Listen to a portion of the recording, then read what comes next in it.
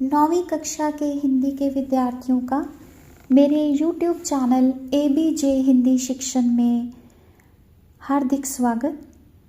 आज हम आपके पाठ्यक्रम के अंतर्गत रसखान के सवैये में से तीसरा सवैया समझेंगे। मोर पंखा सिर ऊपर राखी हूँ, गुंज की माल गरे पहरोंगी, ओढ़ी पीताम्बर लै लकुटी बन, गोधन गवारिन संग फिरोंगी। भाव तो वो ही मेरे रसखानी, सो तेरे कहीं सब स्वांग करोंगी। या मुरली मुरलीधर की अधरान, धरी अधराना धरूंगी।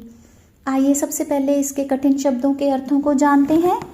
मोर पंखा, मोर के पंखों से बना मुकुट, राखी हूँ रखना, गुंज गुंज रत्तियाँ भी बोलते हैं इसको, माल माला गरे गले में, पहरूंगी पहनूंगी। ओढ़ी ओढ़ना, पीताम्बर पीले वस्त्र, लकुटी लाठी, वन जंगल, गोधन गाय धन और ग्वारिन गवाले, फिरोंगी घूमूंगी फिरूंगी।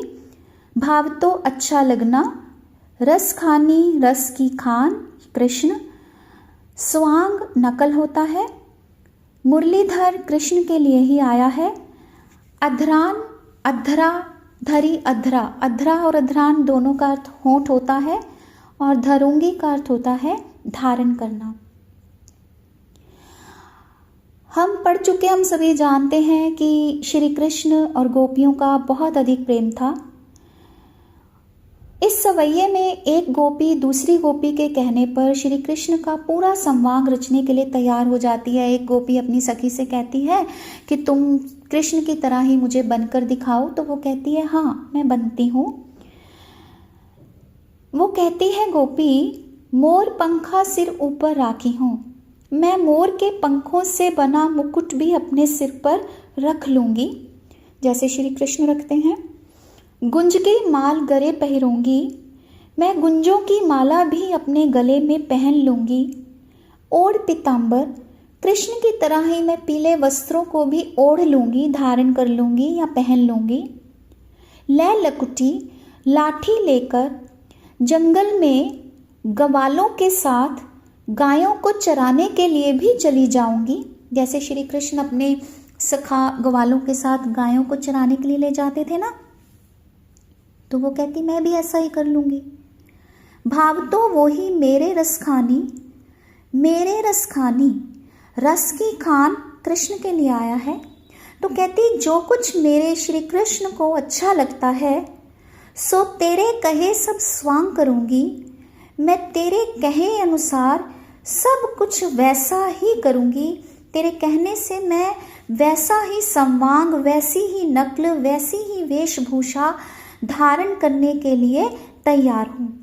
लेकिन या मुरली मुरलीधर की अधरान धरी अधरान धरूंगी, लेकिन मुरलीधर श्री कृष्ण जो अपने होठों पर मुरली धारण करते हैं, मैं उस मुरली को अपने होठों पर धारण नहीं करूंगी, अपने होठों पर नहीं रखूंगी।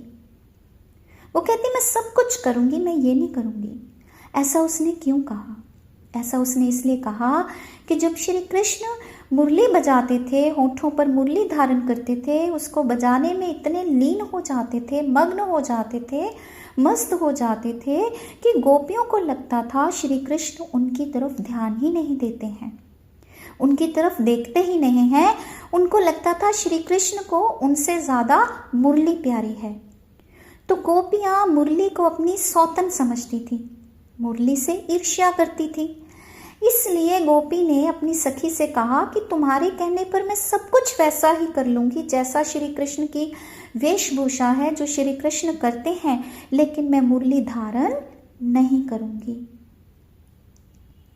तो इसमें हमें क्या पता चलता है? इसमें हमें पता चलता है कि जो गोपियाँ हैं ना, वे अब सब कुछ करने को तैयार हैं, सब कुछ खोकर करने को तैयार होकर अपने आप को कृष्ण में लीन करना चाहती हैं, लेकिन उन्हें मुरली से ईर्ष्या है और इस ईर्ष्या में ही उनका प्रेम झलकता है।